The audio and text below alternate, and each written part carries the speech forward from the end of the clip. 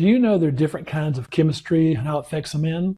There's the kind where he falls deeply in love. There's the kind where he falls deeply into lust. And there's the kind that just leads to him being bored. Today, I'm going to show you the kind where he falls deeply in love. I'm Bob Grant. I'm a relationship expert, best-selling author. And what a lot of women don't realize is that for men, how they fall in love depends on the type of chemistry they feel. It's a kind, it's not simply intense or overwhelming, but it has a rhythm to it.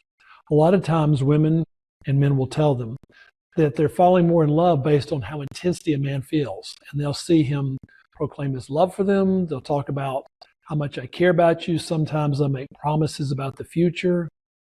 All of that sounds good. Most women I've talked with have heard me say, be careful in this early stage, because it's not that he's being insincere. It's he's talking from adrenaline. It's really intense. He's really certain. It's not that I think he's lying. Most of the time he's not. When he says, I love you, and I've never met anyone like you, he really means that when he's saying it. It really does feel that. But that adrenaline high at some point is going to fade off. And because men are not as accustomed to living in this adrenaline state like women are, because we don't feel as often. We don't constantly have thoughts going through our mind. We don't, look at the world that way. We tend to most of the time see things as fairly calm and rational. And when we do feel, it feels incredibly intense. And it's like eating a whole bowl full of cookies. And it feels great. And when we do that, sometimes we make promises that we shouldn't make. Now, most of the time, men should know this. And what looks like him falling in love isn't him falling in love. It's him having a euphoric reaction to you because you're new, because he thinks you're pretty, he thinks you're really appealing. Again, all true. But for men, the love part, there has to be a balance with it. Now, it's not that women don't think. If you notice our big Christmas tree back here, it's that men have to go through this series of thinking, then feeling, and thinking, and then feeling. I want you to think in terms of walls of a hall. And there's a left wall and a right wall. And women are kind of used to walking down the middle and bouncing around, and women think and feel and think and feel. And they're used to this. Women are used to having a lot of thoughts and feelings going through themselves. Men are not. Men tend to either think or feel. It's not 100% either way. And when they're just feeling, they're so certain. So when he says, you're the most amazing woman for me, you're incredible, that is a chemistry, but it's not the long-lasting kind. It's the kind that's very euphoric and very intense, but it also goes away because it can't last. It can't last all the time. If it did last all the time, he'd never work. He would never go anywhere except he'd just sit there and look at you. And that always leads to a crash. Now, we want that crash to happen. But when he does go through this and he starts to pull away, you don't want to try to keep propping this up. That's the problem with trying to be too pleasing, trying to go back to, gosh, what did I do that made him so excited? That won't last a lifetime. It's not supposed to. He has to go from this euphoric stage. He has to go through a little bit of this valley. That's where he's kind of thinking and reassessing. It's not as intense. And then when he goes through this, he starts to actually see you as a person, not just someone like, candy, or not someone like a, big bowl full of chocolate. And he does this. This is his thinking phase. And it's a little slower, and it may seem unsettling. And sometimes there's some men that are really addicted to just they have to feel excited all the time. And those are the ones that, unfortunately, give women the wrong impression. So he says, I'm not sure. I'm having these doubts, and she wonders what she's done wrong. And honestly, you haven't done anything wrong.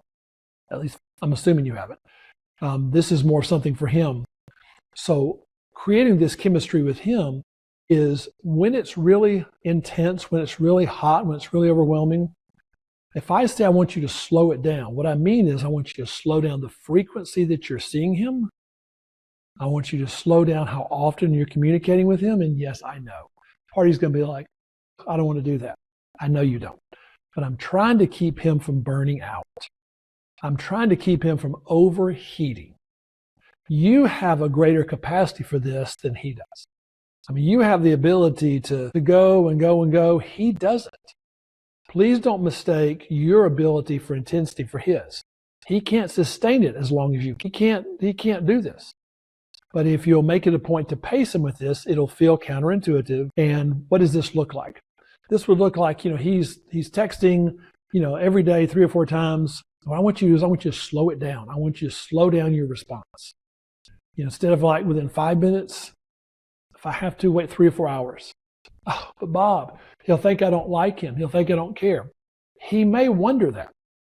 I would rather have those doubts, because those will tend to make him more curious.